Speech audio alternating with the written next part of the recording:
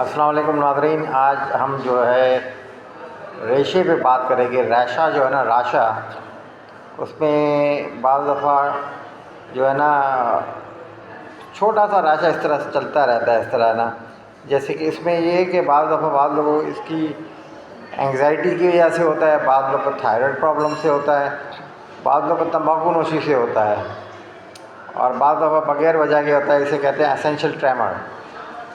اور بھی راشے کی مختلف ریزنز ہیں، سائڈنیم اسکوریا ہے، پارکنسن ڈیزیز ہے، اور ٹرامیٹک برین انجری ہے، دماغ کو چوٹ لگتی ہے، بعض لوگوں کو ریشہ ڈیولپ ہو جاتا ہے۔ اس کے علاوہ دوائیوں کا بھی بہت رول ہے اس میں، خاص طور پہ فینوتھائازین، جس میں پرانے زمانے میں کلورپرومازین یعنی لارجیکٹل یوز ہوتی تھی، جو کہ راشے کا ایک بڑا سبب تھی۔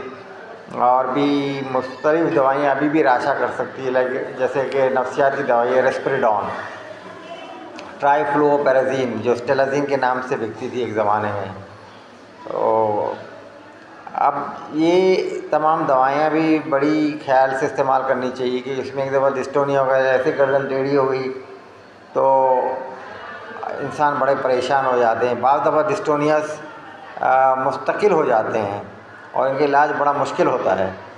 اس سلسلے میں یہ بہت ضروری ہے کہ ان چیزوں کو ملحوظ رکھا جائے۔ پارکنسنس ڈیزیز کے اندر یہ ہے کہ راشا شروع ہوتا ہے یوزولی 50 سال کی عمر کے بعد، بعض دفعہ کم عمر میں بھی ہو جاتے تھے، ینگ آنسیٹ پارکنسنس ڈیزیز کہتے ہیں، جس کے اندر راشا ہوتا ہے، اور باکسرز کو زیادہ ہوتا ہے، کہ بار بار باکسرز کو، جیسے محمد علی کلے تھے، ان کو بھی راشا تھا، ماسک لائک فیسز تھے ان کے، اس میں پل ہاتھ ایسے ہلتے رہتے جیسے تسبیح کر رہا ہو، پل رولنگ ٹریمر، اور شفلنگ گیٹ ہو جاتی ہے، اور ریجیڈیٹی ہوتی ہے۔ یہ ساری چیزیں اس میں علاج ہیں، جس میں بڑی مشہور گولی ہوتی تھی کاربیڈوپا لیوڈوپا، لیکن اب اس کے بھی بڑے سائیڈ ایفیکٹس ہوتے ہیں، بعض دفعہ اس میں آن آف فنومینا ایگریویٹ ہو جاتا ہے۔ تو اس کے بعد نئی ڈیولپمنٹ آئی ہے فوس لیوڈوپا، فوس کاربیڈوپا، پھر اور بھی دوائیاں ہیں بہت ساری جن کو یوز ہوتی ہے۔ امیٹاڈین جو ایک زمانے میں فلو کے لیے ایجاد ہوئی تھی، اور پھر ہیپاٹائٹس بی میں بھی استعمال ہو رہی ہے، اور یہ پارکنسنزم میں بھی اس کا رول ہے۔ امیٹاڈین کا رول ہے، دوائی کا ڈوز ہے 100 ملی گرام صبح شام۔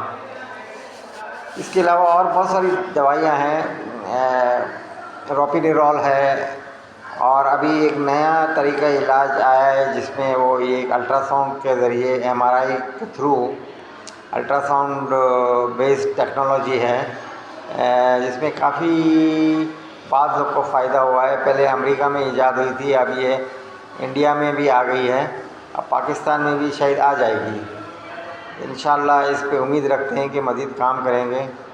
تو وی وش آل آف یو بیسٹ انشاءاللہ۔ السلام علیکم۔